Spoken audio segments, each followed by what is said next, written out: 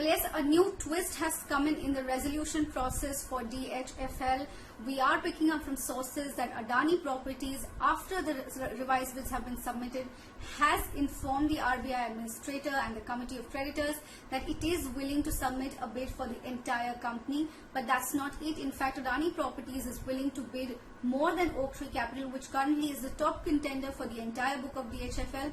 Oaktree's revised bid stands at 31,000 crore rupees, and Adani Properties is saying that they are willing to submit a revised bid, a bid for the whole company rather, that will be over Oaktree's bid by 250 to 300 crore rupees. So they're willing to offer that much more than Oaktree Capital at this point in time.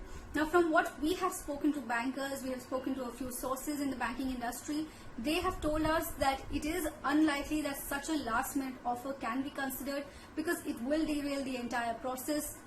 It will be time consuming to give an option to submit bids all over again and change the options that the bidders had earlier chosen.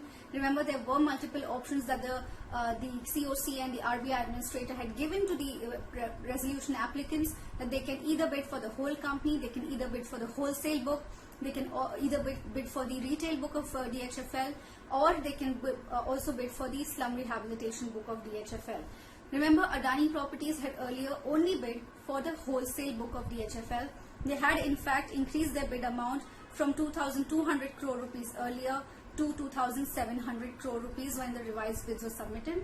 The other revised bids that were submitted last week, one was Oaktree Capital. They increased their bid to 31,000 crores from 28,000 crores for the entire book. Piramal Enterprises increased their bid to 26,000 crores from 15,000 crores for the retail book. SC Lowy had also bid for the wholesale book like Adani Properties, and they increased the bid to 2,300 crores from 1,550 crores for the wholesale book. Now, what we are also understanding from a few reports is that this offer that Adani has made at the last minute, when the process has gone quite ahead, the revised bids have been submitted, it's time to probably choose the top contenders and vote on those bids.